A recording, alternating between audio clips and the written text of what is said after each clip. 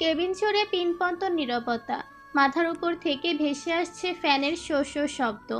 ফ্যানের মৃদু উষ্ণ বাতাস এসির ঠান্ডা বাতাসের সঙ্গে মিলেমিশে তৈরি করছে হাড়হিম করা শীতল পরিবেশ।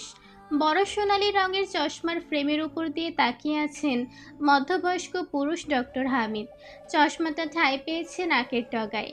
হাতে মেহরিমার অপারেশন রিপোর্ট। তীক্ষ্ণ দৃষ্টি হৃদিতের সুদর্শন মুখমণ্ডলে নিবদ্ধ। ওনার ঠিক সামনের চেয়ারে বসে আছে হৃদিত আয়াস।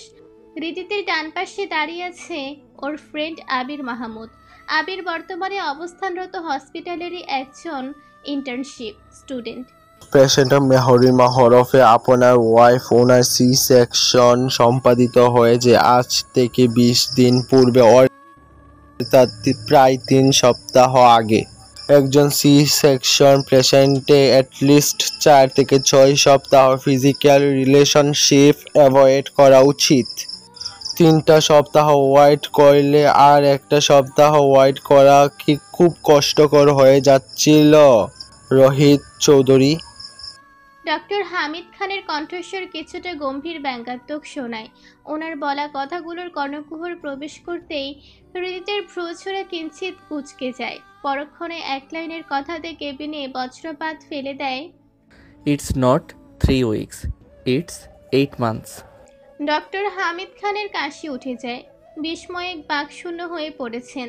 আবিরাস নিজেদের হতভম্ব চোখচূড়া নিয়ে তাকিয়ে আছে। হৃদিত সেসবে নির্বিকার। সানগ্লাসের আড়ালে শানিত দৃষ্টি নিক্ষেপ করা।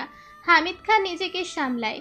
সামনে উপস্থিত যুবক সম্পর্কে ওনার মোটামুটি একটা ধারণা এসে যায়।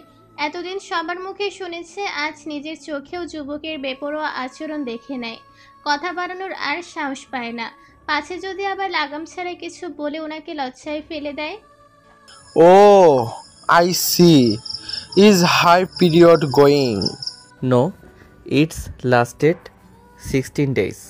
Well then not so much problem. I'm prescribing some medicine. I hope your wife will get well after taking it one day. Doctor Hamid Khan দুটো মেডিসিন প্রেসক্রাইব করে হৃদিতের দিকে এগিয়ে দেয়। হৃদিত মুচকি হেসে প্রেসক্রিপশন হাতে তুলে নেয়, ছোট্ট করে বলে, thanks mister Khan. My pleasure. তিনজন ডক্টর হামিদ খানের থেকে বিদায় নিয়ে কেবিন থেকে বেরিয়ে আসে। কেবিনের বাইরে আসতে আবির আর নিজেকে সামলে রাখতে পারে না। পেটের মধ্যে ভুটভাট করতে থাকা প্রশ্নগুলো গড়গড়িয়ে করে ফেলে, বুঝলাম না, ভাবি না হয় ছোট, কিন্তু তুই তো ছোট না, তোর অ্যাটলিস্ট ভাবির হেলথ কন্ডিশন নিয়ে হওয়া উচিত ছিল। আবিরের মুখের কথা মাটিতে পড়ার আগে আয়েশের পক্ষ থেকে ঝড়ের গতিতে জবাব আসে, উত্তেজনার বাতাস এদিক থেকে বয়েছিল ব্রো, ওদিক থেকে নয়। তোমার ধারণা ভুল। এত এত অহেতুক কথায় সমাহারে হৃদিত বিরক্তির শ্বাস ফেলে। মুখ দিয়ে বেরিয়ে আসে বিরক্তি মিশ্রিত স্বর, আমি ফার্মেসিতে যাচ্ছি, বাই, সি ইউ লেটার। হৃদিত প্রস্থান করে। আয়েশের ঠোঁটে মিটিমিটি হাসি। আবির তখনও হতবাক হয়ে হৃদিতের যাওয়ার দিকে ফেলিয়ে তাকিয়ে আছে। ক্ষীণ স্বরে বলে, বিয়ে করলে বুঝি এমনই হয়ে যায়? একদম ঠিক ধরেছ ব্রো। এবার তুমিও একটা বিয়ে করে ফেলো তো ঝটপট, ভবিষ্যৎ প্রজন্ম থেকে আর গালি খেও না। বেচারা বাচ্চাগুলো কোন বাগানে বসে কান্না করছে কে জানে, ওদের জলদি আনার ব্যবস্থা করো। আবিরের কাজ চাপড়ে বলে আয়াস। আবির বেশখানি লজ্জা পায়, বুঝতে পারে দুই ভাই হাই লেভেলে ঠোঁটকাটা। সকাল থেকে খুলনা শহর উত্তালতার মাঝে বিরাজ করছে এক আকাশ সমান অস্থিরতা। মানুষের মনে জেগে ধরেছে অজানা ভয়, আশঙ্কা। মস্তিষ্ক চাপ ধরেছে হাজারো প্রশ্নের সংকলনে। নিউজ চ্যানেলগুলো থেমে নেই। দেশের সর্বখানে ছড়িয়ে চলেছে অবিশ্বাস্য ঘটনা। খুলনা বিভাগের ছোট্ট একটা গ্রাম আনন্দপুর, যেখানে ঘটে গেছে এক ভয়ঙ্কর ঘটনা। ছোট্ট গ্রামটা প্রেস মিডিয়ার লোকজন দিয়ে পরিপূর্ণ হয়ে উঠেছে। আজ ভোরে ফজরের নামাজ আদায় করে গ্রামের এক বয়স্ক মুরব্বী চাচা ওনার স্ত্রীর কবর জিয়ারত করতে কবরস্থানে গিয়েছিলেন। ওনার স্ত্রী মাধবী মারা যাওয়ার পর 2 দিন পরেই পৃথিবীর মায়া ত্যাগ করে ওপারে পাড়ি জমিয়েছিলেন। তাই সিরিয়াল মেনটেন করে মাধবীর পরের কবরটা ওনার স্ত্রীর। ওখানে যেয়ে বৃদ্ধ চাচা ভয়ে বাকরুদ্ধ হয়ে যান। মাধবীর কবরের ঠিক পায়ের কাছে একটা আধো খেকো মানুষের মাথা রাখা। মাথাটা দিয়ে তখনও রক্তের স্রোত বয়ে চলেছে। কবরের মাটির একাংশ রক্তলাল বর্ণ ধারণ করেছে। মাথাটা দেখে চেহারা শনাক্ত করা মুশকিল। বুনো পোকা কামড়ে মাথাটা খুবলে খেয়েছে। মাথায় ছেলেদের তুলনায় কিছুটা বড় চুল দৃশ্যমান থাকায় সবাই ধারণা করেছে নিশ্চয়ই এটা কোনো মেয়ের মাথা। তবে সেটাও শিওর হতে পারছে না, কারণ এখনকার সময়ে ছেলেরাও তো অতটুকু বড় চুল রাখে। গভীর জটিলতায় ধূম্রছালে আটকা পড়েছে প্রকৃতি। মাথাটা এখানে কেন? আর কে রেখেছে? কেনই বা রেখেছে? এতগুলো কবরের মাঝে এই কবরেই কেন? বিগত কয়েক বছর থেকে আনন্দপুর গ্রামে এমন উদ্ভট ঘটনা ঘটেই চলেছে। এবারের ঘটনায় সবাই অনেক বেশি আতঙ্কিত। প্রশাসন থেকে উপর পর্যায়ে লোক পাঠিয়েছে। এবার ইনভেস্টিগেশনের দায়িত্বে এসেছে একজন তরুণ যুবক, এসিপি ইভান মির্জা। ইভানের সহকারী হিসেবে আছেন আনন্দপুর থানার এসআই অমিত সাহা। কবরস্থানের চারিপাশে হাজার হাজার মানুষের ভিড়। ইতিমধ্যে ঘটনাস্থলে শখানেক পুলিশের আগমন ঘটেছে, যারা জনসমাগম সামলাতে হিমশিম খাচ্ছে। ইভান ঘুরে ঘুরে কবরের চারিপাশটা সূক্ষ্ম চোখে দেখে চলেছে। সূর্যের মাত্রাতিরিক্ত উত্তাপে দরদরিয়ে ঘেমে শরীরের সাথে ইউনিফর্মটা এঁটে সেটে লেগে আছে। কপালের দুই ছাড়েক ভাঁজে ফেলে অমিত সাহার দিকে প্রশ্ন ছড়ে, এই মেয়ে, ওই প্রেমিকের নাম যেন কি? তাইফ চৌধুরী। অমিত সাহার তাৎক্ষণিক জবাব, উনি কোথায় এখন? ঢাকাতে। ওখানে কেন? পড়াশোনা করে নাকি? না স্যার। তাহলে? অমিত সাহা ইভানকে প্রথম থেকে সবটা বলে। সবকিছু শুনতে ইভানের কপালে ভাঁজের সংখ্যা দৃঢ় হয়। কপালে তর্জনী আঙুল ঘষে গভীরভাবে কিছু একটা ভাবে। এই মেয়ের মৃত্যু থেকে সবটা আমি জানতে চাই, এ টু জেড। Okay sir. আপনি এই মাথাটা ল্যাবে পাঠিয়ে দিন, বাকিটা আমি বুঝে নেব। থানায় চলুন, এখানে আর কাজ নেই। এবার এই গ্রামের খুনের রহস্য আমি বের করেই ছাড়ব। এই গ্রাম এত সহজে ছাড়ছি না আমি। ইভানের ঠোঁটে কুটিল হাসি। ইভানের চোখের আড়ালেই মুচকি হাসে অমিত সাহা। ক্ষীণস্বরে বিড়বিড় করে, আপনি ব্যর্থ হবেন স্যার। এই রহস্যের গভীরতা সীমাহীন।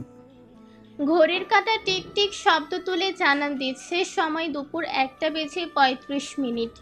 মেহরিমা মটকা পেরে পড়ে আছে। সকাল থেকে কিছু মুখে তুলতে পারছে না। খেলে ভমিটিং প্রবলেম হচ্ছে। যা খাচ্ছে তাই পেট মোচড় দিয়ে উঠে আসছে। খিটখিটে মেজাজ নিয়ে রীতিমতো হৃদিতের উপর ক্ষেপে আছে। ওই দামড়া নির্বোধ ছেলেকে চোখের সামনে দেখলেই আগে মেহরিমার গায়ে আগুন ধরে যাচ্ছে। মেহরিমার গালিগালাজের মাঝেই কেবিনে আগমন ঘটে হৃদিতের। এক হাতে খাবারের বক্স, অন্য হাতে মেডিসিনের প্যাকেট। দরজা খোলার শব্দে মেহরিমার আঁখিচোড়া মেলে তাকায়। চোখের সামনে হৃদিতের মুখাবয় ফুটে উঠতেই মুখে ঘুরিয়ে পাশে ফিরে শুয়ে থাকে। মেহরিমার বাচ্চামো কর্মকাণ্ডে হৃদিত মৃদু হাসে। দরজা লক করে এসে টেবিলে খাবারের বক্স, মেডিসিনগুলো রাখে। ধীর পায়ে হেঁটেছে। অকস্মাৎ মেহরিমাকে পেছন থেকে জড়িয়ে ধরে ধপাস করে শুয়ে পড়ে। মেহরিমা ভরকে চায়, পর মুহূর্তে খ্যাক খ্যাক করে ওঠে। এই ছাড়ুন আমায়, আমার থেকে 100 হাত দূরে থাকবেন। জীবন আমার তেজপাতা করে দিয়েছে, এখন 1 মাস আমার কাছে আসবেন না। ছাড়ুন বলছি। ততক্ষণে মেহরিমার কাঁধে মুখ গুজেছে হৃদীপ। অধৈর্যরায় ভালোবাসার মিশ্রিত ছোট ছোট ছোঁয়া উন্মুক্ত কাঁধে চলমান।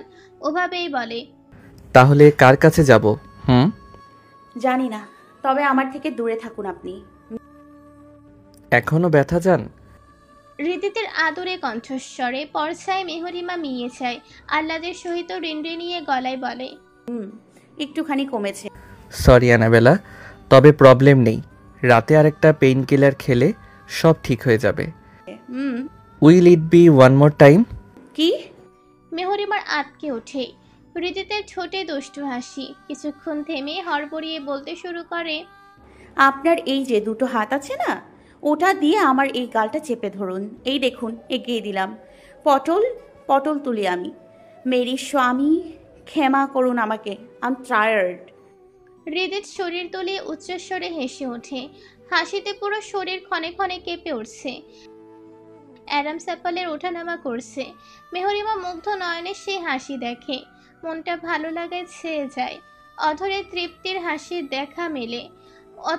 অত্যল্পকাল তাকিয়ে অ্যাডামস অ্যাপলের শব্দ করে কয়েকটা চুমু খেয়ে বসে। অমনি হৃদিতের হাসি থেমে যায়। নেত্রজোড়া ছোট ছোট করে তাকায়। মেহরিমা থতমত খেয়ে আমতা আমতা করে। মেহরিমা কিছু বুঝে ওঠার পূর্বেই অধরজোড়া নিগুড় মিলন ঘটে যায়। মিনিট পেরোতে মেহরিমা নিজেও রেসপন্স করে। দীর্ঘ সময় নিয়ে ছাড়ে হৃদিত। শক্ত চুমুর কবলে পড়ে নাজেহাল দশা। মেহরিমা কিছু বলার জন্য মুখ খুলতেই কেবিনে নক করে ত্রিধা। রোম্যান্সে ডিস্টার্ব হয় বেশ বিরক্ত হয় হৃদিত। মেহরিমাকে ছেড়ে দিয়ে উঠে যেয়ে দরজা খুলে দেয়। ততক্ষণে মেহরিমা নিজেকে ঠিকঠাক করে উঠে বসেছে। ত্রিধার চোখ মুখ শুকিয়ে গেছে। তার চক্ষুগোচর হতে মেহরিমা প্রশ্ন করে, কি হয়েছে ত্রিধু? তোকে এমন দেখাচ্ছে কেন? ত্রিধা ফুপিয়ে কেঁদে ওঠে। চোখে মুখে ভয়ের ছাপ স্পষ্ট। সেভাবেই বলে, মাধুপুর কবরের উপরে একটা মেয়ের ক্ষতবিক্ষত মাথা পাওয়া গেছে। গ্রামের অবস্থা ভালো না। এমন লোমহর্ষক ঘটনা শুনে মেহরিমার বিস্ফোরক দৃষ্টিতে তাকিয়ে থাকে। পলক ফেলতেও ভুলে যায়। অবাকের সপ্তম পর্যায়ে পৌঁছে গেছে মেয়েটা। নিজেকে ধাতস্থ করে সময় নিয়ে কণ্ঠনালী দিয়ে ঠেলে ঠেলে বের করে কিছু শব্দ। হঠাৎই যেন শব্দভাণ্ডার শূন্য হয়ে পড়েছে। এমন কাজ কে করলো? আমার মাধুপুর সাথে তার কি কানেকশন? মা কোথায়? আমি কিছু জানি না রে, তুই বস, আমি আন্টিকে ডেকে আনি। ত্রিধা অবনীশেখকে ডাকতে চলে যায়। এত বড় ভয়ানক ঘটনা শোনার পরেও হৃদিতের মাঝে কোনো পরিবর্তন দেখা গেল না। টেবিলে ভাতের প্লেট নিয়ে কিছু একটা করতে ব্যস্ত। এই কাজ কে করেছে আপনি জানেন, তাই না? হৃদিতের ত্বরান্বিত হাত দুটো থেমে যায়। ঘাড় ঘুরিয়ে পেছনে ফিরে তাকায়। শীতল দামভেলি কণ্ঠে প্রশ্ন ছড়ে, এমনটা মনে হওয়ার কারণ? আমার মনে হচ্ছে কাজটা তাইফ ভাইয়া করেছে। তাহলে গিয়ে তাইফকে জিজ্ঞাসা করো, আমাকে বলছিস কেন? আজব। হঠাৎ হৃদিতের কণ্ঠস্বর আচরণে পরিবর্তন ঘটায়। মেহরিমার ভ্রু দুটো কপালে উঠে যায়। এই মানুষটাকে ঠিক বুঝে উঠতে পারে না মেহরিমা। এই এক জীবনে আদৌকে একটু বুঝতে পারবে, নাকি সব চেষ্টা বিফলে যাবে? আমার থেকে আপনারা সবাই কিছু একটা লুকাচ্ছেন। এমনটা মনে হলে তাই। হৃদিতের এইভাবে ডোন্ট কেয়ার মুভ নিয়ে কথা বলাটা মেহরিমার বড্ড আত্মসম্মানে লাগে। সহসা নিচের রূপ বদলে ফেলে। কঠিন গলায় বলে, আমি ক্যারাটে শিখতে চাই। গ্রামে যেয়েই আমি ক্যারাটে প্র্যাকটিস করব। ব্যবস্থা করতে মন চাইলে করে দেবেন, না হলে আমিই করে নিব। নিজেকে আর কুট্টুসকে রক্ষা করার জন্য যা যা শেখা প্রয়োজন আমি সব কিছু শিখতে চাই। তার প্রথম ধাপ হবে ক্যারাটে। রাগ থেকে বলছিস নাকি অভিমান থেকে? কোনোটাই না। আচ্ছা, আগে সুস্থ হয়ে নে, আমি সবটা ব্যবস্থা করে দেব। মেহরিমা কিছু বলে না, চুপচাপ শুয়ে পড়ে। হৃদিতের যন্ত্রণায় পিষ্ট বুক ভেদ করে বেরিয়ে আসে কাতর দীর্ঘশ্বাস। মেয়েটা এত অবুঝ কেন? হৃদিতের সবটুকু ভালোবাসা, সবটুকু হিংস্রতা, সবটা ওর অ্যানাবেলাকে ঘিরেই। হৃদিতকে কবে বুঝবে ওর সানশাইন, নাকি সেটা শুধু স্বপ্নই রয়ে যাবে? আপনি ছেড়ে যাওয়ার পরে মৃত্যুকে খুব কাছে থেকে দেখে এসেছি আমি। কত শত দীর্ঘ রাত, খারাপ সময় পার করেছি নীরবে নিভৃতে। কাউকে পাশে পাইনি, কেউ সঙ্গ দেয়নি। প্রতিদিন ভেতরে ভেতরে একা গুমড়ে মরেছি। সেই মরণ যন্ত্রণা আমি আর পেতে চাই না। আপনাকে এবার বুঝতে চাই, ভেতর থেকে জানতে চাই। আশা করি সেই সুযোগটুকু আমায় দেবেন। মেহরিমার মুখ নিঃসৃত কথাগুলো হৃদিতের হৃদস্পন্দন বাড়িয়ে দেয়। হৃদগহীনে লুকিয়ে থাকা পুরনো যাতনাগুলো মাথা চাড়া দিয়ে ওঠে। কথাগুলোর পরিপ্রেক্ষিতে হাজারো কথা বলার ছিল হৃদিতের, কিন্তু কণ্ঠনালী দিয়ে একটা শব্দ উচ্চারণ করতে পারে না। কেবল স্তম্ভিত হয়ে স্নান চোখে মেহরিমার পিঠের দিকে তাকিয়ে থাকে। অমিত শাহর সাথে ছাদে দাঁড়িয়ে আছে ইভান। আকাশে আজ আর চাঁদের অস্তিত্ব নেই। চারিদিকে খুটখুটে অন্ধকার। অন্ধকারের চাদরের মাঝে নিজেকে খুইয়ে বসেছে প্রকৃতি। দুজনের আঙুলের ভাঁজে চলন্ত সিগারেট। কেস সলভ না হওয়া পর্যন্ত এই গ্রামেই থাকতে হবে ইভানকে। হঠাৎ করে একদিনেই তো আর বাসা খোঁজা সম্ভব নয়। অপরদিকে অমিত শাহ একজন একা মানুষ, স্ত্রী সন্তান কেউ নেই। নিজস্ব বেশ বড় একটা বাড়িও আছে, সেখানে ইভানের থাকার ব্যবস্থা করেছেন উনি। নিজেরও একটা সঙ্গী হবে, ইভানেরও থাকার জায়গা, সমস্যা মিটবে। ছোট্ট বাড়িটা বাংলো টাইপের। ইভানের ভালো লেগেছে জায়গাটা। ইভান ভেবে রেখেছে এই বাড়িতে আর কোনো গার্ডও রাখবে না। কিছুক্ষণ আগেই জলিল শেখের মৃত্যু থেকে শুরু করে শেষ পর্যন্ত সবটা শুনে শেষ করেছে ইভান, আর তখন থেকে নীরবতা ক্রমশ গ্রাস করে নিচ্ছে ইভানকে। জলিল শেখ সহ মাধবীর দুজনের মৃত্যুতেই কেমন একটা রহস্যের গন্ধ পাচ্ছে। মনে হচ্ছে মৃত্যুগুলো স্বাভাবিক নয়। আচ্ছা, এতগুলো মানুষের মাঝে কারো মনে কি মৃত্যুগুলো নিয়ে একটুও সন্দেহ জাগেনি, নাকি কাহিনী অন্য? এমন নয় তো নিজেরা সবটা জানে, শুধুমাত্র অন্যদের কাছে বিষয়গুলো অজানা। শেখ পরিবার আর চৌধুরী পরিবারের মাঝে পূর্বের কোনো কানেকশন আছে হয়তো, কিন্তু সেটা কি? ইভানের মস্তিষ্ক ক্ষিপ্ত হয়ে পড়ে। মনে হচ্ছে যত ভাবছে ততই রহস্যের সাগরে ডুবে যাচ্ছে। ইভানের গতিবিধি পর্যবেক্ষণ করে অমিত সাহা মুখ খুলে, রহস্যের তাহলে হারিয়ে যাচ্ছে, তাই না স্যার? ফার্স্টলি আমি আপনার ছেলের বয়সী, তাই আমাকে স্যার বলা বন্ধ করুন। আনইজি লাগে আমার। প্রফেশনাল বিহেভিয়ার ডিউটি টাইম ব্যতীত অন্য কোনো সময় করার প্রয়োজন নেই। নাম ধরেই ডাকবেন। দ্বিতীয়ত, আমি ইভান এমন অনেক কেস সলভ করেছি। বিষয়টা যদিও সময় সাপেক্ষে, তবে আমি এর শেষ দেখেই ছাড়ব। তৎক্ষণাৎ ঝংকার তুলে অমিত সাহার ফোনটা বেঁচে ওঠে। কল রিসিভ করতে কর্ণগোচর হয় এক কনস্টেবল ভীতু কণ্ঠস্বর। অমিত স্যার, চৌধুরী বাড়ির নাতনি এমেলিয়া গত রাত থেকে নিখোঁজ। আয়রা চৌধুরীর ছোট মেয়ে। চিনছেন স্যার? গতকাল রাতে চৌধুরী বাড়িতে এসেছিল মেয়েটা। তারপর থেকে আর কোনো খোঁজ পাওয়া যাচ্ছে না। কিছুক্ষণ আগে স্বয়ং আয়রা চৌধুরী নিজে জানিয়েছেন সবটা। কল লাউডস্পিকারে থাকায় ইভান সবটা শুনতে পায়। কাহিনী দুটোর মাঝে কোথাও একটা ছন্দ মিলে যাচ্ছে ভাব, তবে শেষমেশ ছন্দটা নিচের রূপ বদলিয়ে ফেলছে। লোচনদয় বন্ধ করে ভাবনার গহীনে হারিয়ে যায় ইভান। কিছু সময় ওভাবে পেরিয়ে যায়, তখনও ভাবনার মহাসাগরে ডুবে আছে ইভান। মস্তিষ্কের প্রতিটা নিউরন উপলব্ধি করতে পারছে সবচেয়ে ইম্পর্টেন্ট কোনো একটা পয়েন্টও মিস করে যাচ্ছে, যেটা ওর সামনে ঘুরঘুর করছে। সহসা কিছু একটা ভেবে আখিদয় মেরে ধরে। এসআই অমিত সাহা চৌধুরী বাড়িতে কোনো সিসিটিভি ক্যামেরা আছে কি? হ্যাঁ আছে তো। আগামীকাল ফুটেজ চেক করার ব্যবস্থা করুন। বাই দা ওয়ে, একটা জিনিস খেয়াল করেছেন কি? কি জিনিস ইভান? গলা কুড়াল অথবা রামদা জাতীয় কোনো ধারালো অস্ত্র দিয়ে এক কোপে কাটা হয়েছে। গলাটা একদম প্লেন ছিল। এক কোপে কাটার মতো শক্তি কোনো মেয়ের থাকবে না। খুনি হয়তো একজন ছেলে। প্রথমে অমিত শাহ বেশ অবাক হয়। বিষয়টা উনি ওভাবেই খেয়ালই করেনি। মনে মনে ইভানের প্রশংসায় পঞ্চমুখ হয়ে পড়েন। পরক্ষণে শেষের কথাগুলো শ্রবণেন্দ্রিয় ঝংকার তুলতেই অবনী শেখের মুখটা মানসপটে ভেসে ওঠে। ইভান, নারীর ক্ষমতা সম্পর্কে তোমার ধারণা নেই বাবা। নারী শক্তির কাছে পৃথিবীর রাজকীয় তলোয়ারও শূন্য। নারীর প্রতিটা শিরা উপশিরায় বহি প্রবাহমান। নারী জ্বলন্ত ফুলঙ্গি দিয়ে তৈরি অগ্নিয় কন্যা। যে নারী লক্ষ্মী সরস্বতীর মতন সস্তা হতে পারে, সে নারী চণ্ডীর মতন আগুন হয়েও জ্বলতে পারে, আবার জ্বালাতেও পারে। তপ্ত দ্বীপ্রহর। দিবাকর অবস্থান নিয়েছে ঠিক বরাঙ্গ বরাবর। মাত্রাতিরিক্ত উষ্ণতায় জনজীবন কাহিল। ইট পাথরের তৈরি শহর থেকে ভেসে আসছে গাড়ির হর্নের শব্দ।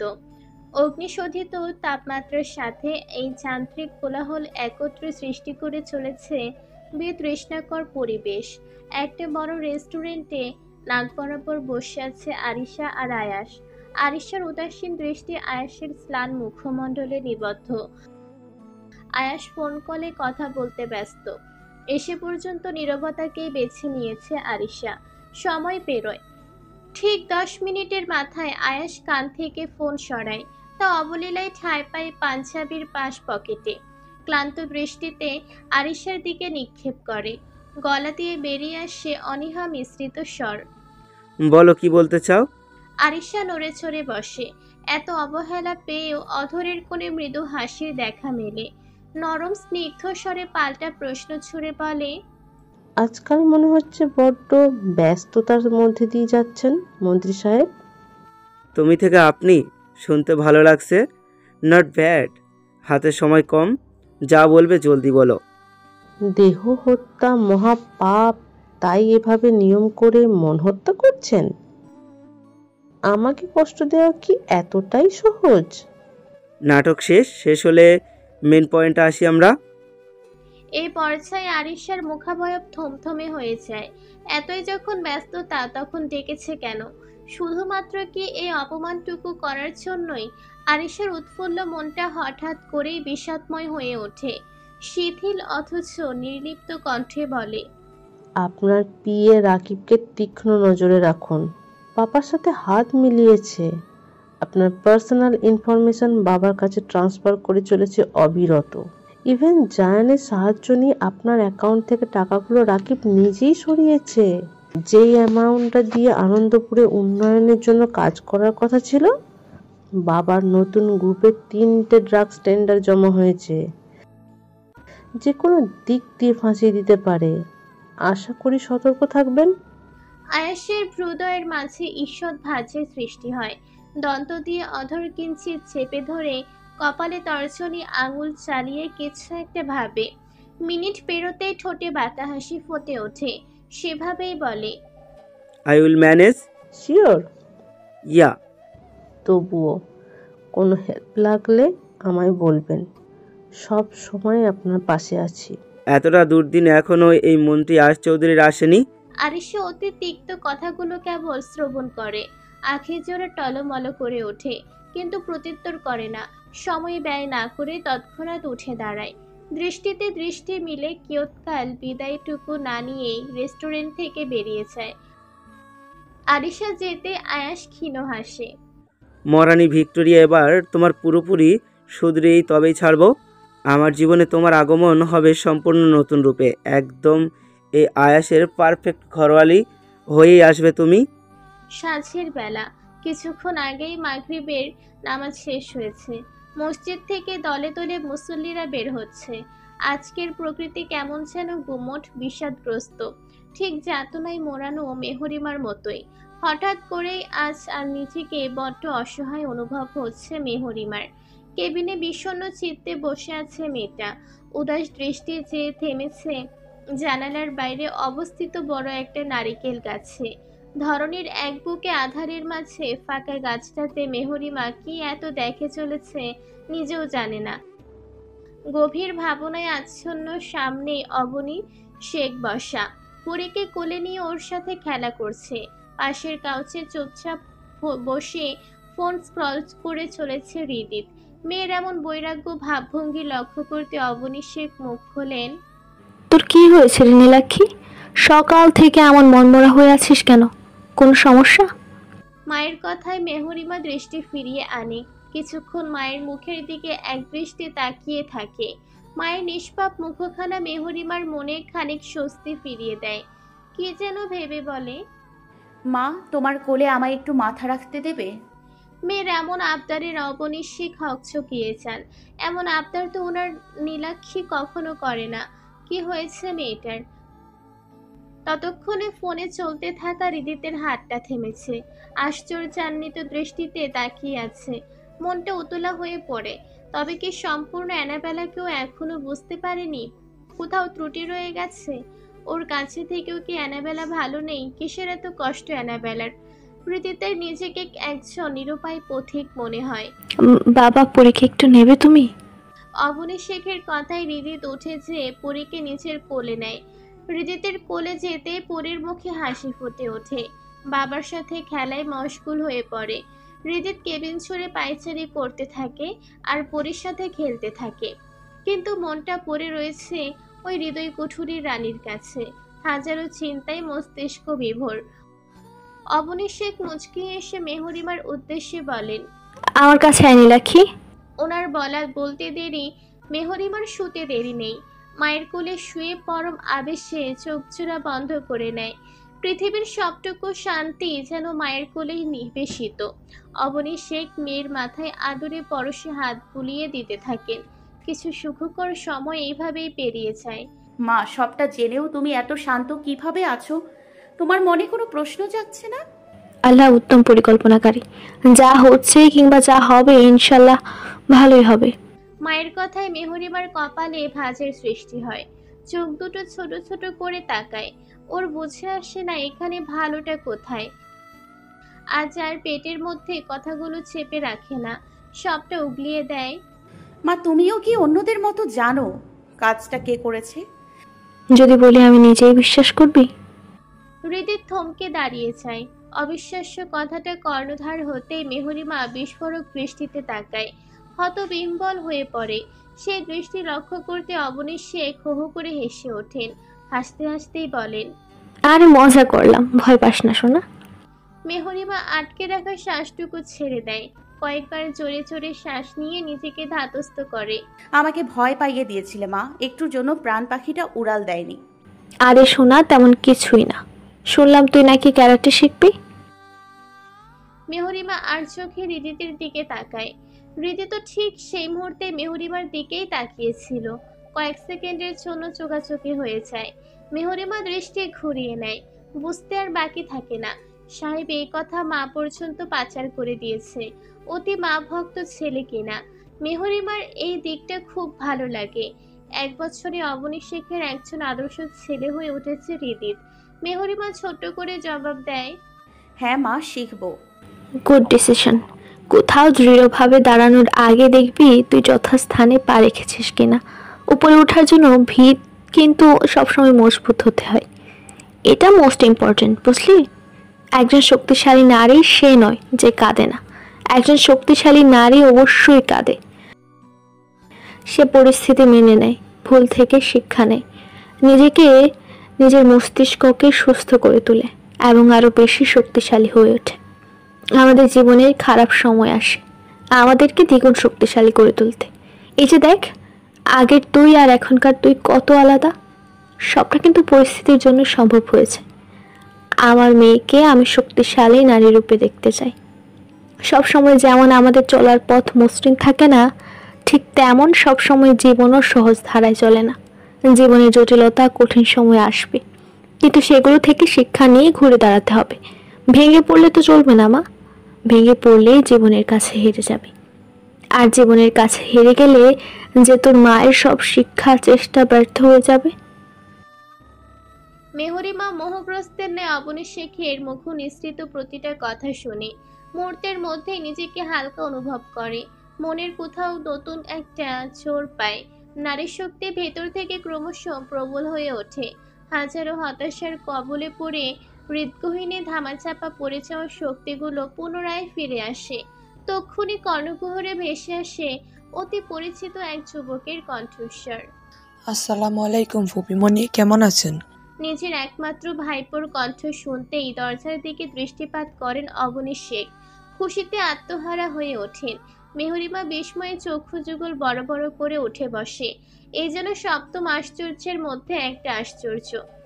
অবনী শেখ দ্রুত দরজার দিকে অগ্রসর হন। 2 হাতে আগলিয়ে নেন নিচের ভাইপোকে। ওয়ালাইকুম আসসালাম। আমার তৌসিফ বাবা, কতদিন পরে দেখলাম, কেমন আছো বাবা? তৌসিফ পালতো হাতে অবনী শেখকে জড়িয়ে ধরে, হাস্যোজ্জ্বল স্বরে বলে, ভালো আছি ফুপিমণি, আপনাদের সবাইকে খুব মিস করছিলাম। পরীক্ষা দেখার জন্য তো আর তর্সই ছিল না, তাই না জানিয়ে চলে এসেছি। অবনী শেখ তৌসিফকে ছেড়ে দিয়ে মাথায় স্নেহের হাত বুলিয়ে দেন। এসে খুব ভালো করেছো। পুরি ওই যে ওর বাবার কাছে, যাও দেখো। তৌসিফ চরছল দিয়ে হৃদিতের দিকে এগিয়ে যায়। তা দেখতে মেহরিমা ভেঙচি কাটে। আরে বাস, এখন যে দেখে আমার কোনো দামই নেই কারোর কাছে। যেই আসে পরীর জন্য আসে, আমায় যেন চোখেও দেখে না। পরীকে কোলে নিয়ে এককাল হাসে তৌসিফ। কপালে আলতোভাবে অধর ছুঁয়ে দেয়। নামের সাথে চেহারার একটুও হয়রফের নেই। সাক্ষাৎ পরী এসেছে। অপরিচিত ব্যক্তি দেখতে পরীর ছোট্ট চোখ জোড়া দিয়ে পিট পিট করে তাকিয়ে থাকে। সব সময়ের মতোই দুটো কুটি আঙুল মুখে ঢুকিয়ে রাখা। তুই আমার বোন ছিলিস, আছিস, থাকবি, হারিয়ে তো আর যাচ্ছিস না। কিন্তু পরীর সাথে এখন ভাবনা জমালে পরে ভাগ্নি তো আর আমায় চিনবে না রে বোন। তখন আমিও ওর একমাত্র মামা হয়ে কপাল চা আপড়ে বেড়াবো। তৌসিফের কথা মাটিতে পড়তে দেয় না মেহরিমা।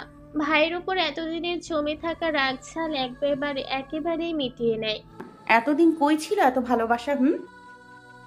এখন নতুন করে কোথায় থেকে উদয় হলে? আসছে আমার ভালোবাসা দেখাইতে। তোমার ওই ভালোবাসা আমার মেয়ের লাগবে না। তৌসিফ মুখ দিয়ে কিছু সান্ত্বনাবাণী উচ্চারণ করতে নিলেই কেবিনে প্রবেশ করে দ্বিধা। তৌসিফকে দেখতে হতভম্ব হয়ে যায়। আপনি এখানে? তৌসিফ আরো বহুগুণ অবাক হয়ে একইভাবে প্রশ্ন ছুড়ে মারে। জি, আপনি এখানে কেন? আমার ভাইয়া ভাবির কেবিনে আমি থাকবো না তো কে থাকবে? কিন্তু আপনি এখানে কি করছেন? বুক ফুলিয়ে মুড নিয়ে কথা বলে ত্রিধা। তৌসিফও বা কম কিসে। ত্রিধার থেকে কয়েক ধাপ ঊর্ধ্বে যেয়ে মুড নিয়ে বলে, আমার একমাত্র বোনের কেবিন এটা, তাহলে আমি তো এখানে থাকবোই, তাই না? দুজনেই বুঝতে পারে ওরা এখানে অবস্থানরত মানুষদের খুব কাছের, কেউ আর কথা বাড়ায় না। কিন্তু মেহরিমা বুঝে এত সহজে ছেড়ে দেওয়ার মেয়ে। একবার ত্রিধার দিকে তো আরেকবার তৌসিফের দিকে নেত্রদয় ছোট ছোট করে তাকায়। কেমন যেন অন্যরকম রহস্যের গন্ধ পাচ্ছে। তোরা একে অপরকে আগে থেকেই চিনিস ত্রিধু? মেহরিমার প্রশ্নে ত্রিধা মুখ ফুলিয়ে ইনোসেন্ট ফেস করে বলতে শুরু করে, তোর ভাইয়া বড্ড খাটাস রে মেহু। এই কিছুক্ষণ আগে করিডোরে আমার সাথে আনফরচুনেটলি একটু ধাক্কা লেগেছিল, অমনি কতগুলো কথা শুনিয়ে দিল। আবার আমাকে কয় সরি বলতে। সরি শোনা বুঝি এত সহজ? ত্রিধার কথার বলার ধরন দেখে মেহরিমা খিলখিলিয়ে হেসে ওঠে। এসব হৃদির কেবলমাত্রই নীরব দর্শক। অবনী শেখ মুচকি হাসেন। তৌসিফ ভ্রুযুগল কুচকে ফেলে। আপনার সরি আপনার কাছেই রাখেন ভাইয়া, আমার লাগতো না। ত্রিধা কটমট দৃষ্টি নিয়ে তাকিয়ে থাকে। দাঁতে দাঁত পিষে বলে, আমি বলবো না। আমি শুনবও না। আমি হৃদিত বিরক্তিতে চোখ মুখ কুচকে ফেলে। সেই চিরচেনা গম্ভীর কণ্ঠে ধমকে বলে, ত্রিধু স্টপ। ব্যাস অমনি ত্রিধা চুপ হয়ে যায়। সুরসুর করে কেবিন থেকে কেটে পড়ে। যাওয়ার আগে তৌসিফকে ইশারায় জোরসে শাসিয়ে যায়।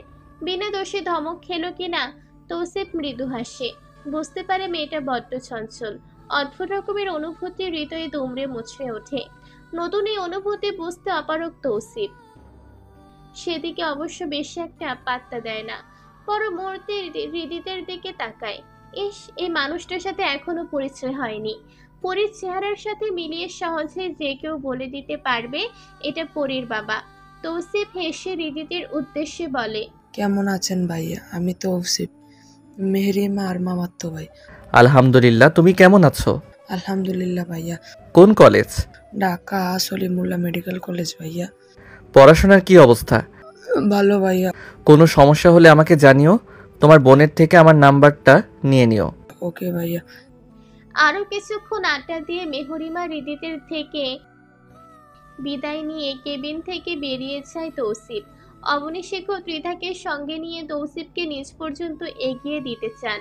এখনই মেসে ফিরতে হবে তৌসিফকে। অনেক পড়াশোনা ফেলে এসেছে ছেলেটা। এখন একটু বেশি পড়াশোনার প্রেশার যাচ্ছে। তাই তো এই কয়েকদিনে মন চাইলেও আসার সুযোগ করে উঠতে পারেনি। পরে মেহরিমার কোল আলোকিত করে ঘুমিয়ে আছে। ক্ষণে ক্ষণে ভেসে আছে আঙুল চোষের চপচপ শব্দ। মেহরিমা নিঃশব্দে হাসছে আর গালে টপাটপ চুমু বসিয়ে দিচ্ছে। মায়ের স্পর্শ পেয়ে পরে ঘুমের মাঝেই আনমনে মুচকি হাসি দেয়। হৃদিতের পূর্ণ দৃষ্টি মেলে সেদিকে তাকায়। মনটা সুখ সুখ অনুভূতিতে ছেয়ে যায়। এমন একটা তৃপ্তিদায়ক মুহূর্ত নিজ চোখে দেখার স্বপ্ন যে হৃদিতের বহুদিনের।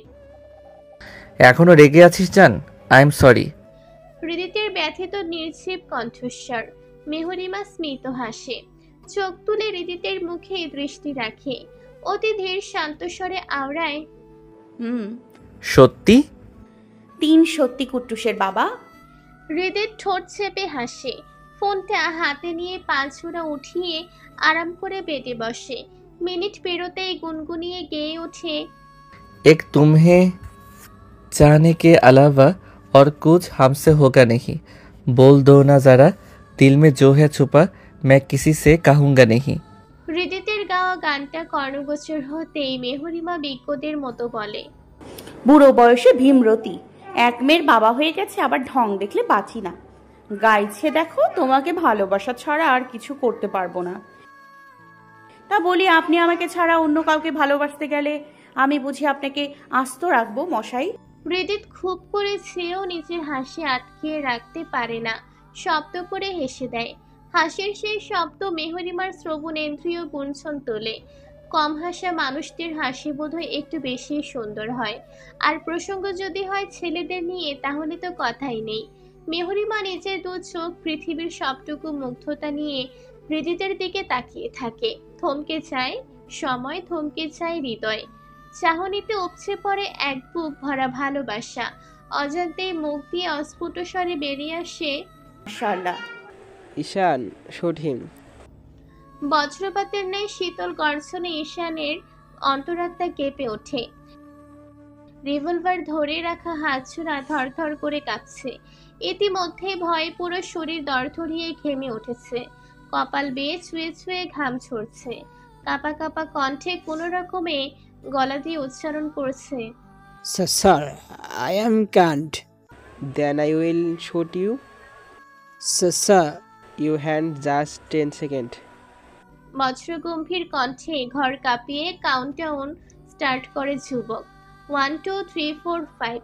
বুলেটের তীব্র শব্দে থমকে যায় বদ্ধ ঘরের পরিবেশ। অন্ধকারাচ্ছন্ন ঘরের অদূর থেকে ভেসে আসছে মৃদু গঙ্গানির আওয়াজ। যুবক ঠোঁটের কোণা বাঁদিকে খানিকটা উঁচু করে বাঁকা হাসে। Good job Ishan, I am impressed. বাইরের দুজন গার্ডকে ডাকো ফাস্ট।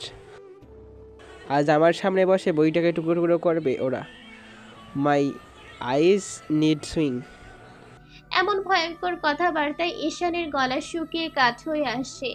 একটু পানির খুব প্রয়োজন, কিন্তু কোথায় পাবে? স্যার জানতে পারলে এখানে পুঁতে রেখে যাবে। এমন নয় ঈশান এগুলো নতুন দেখছে, এগুলো তো স্যারের নিত্যদিনের কাজকর্ম।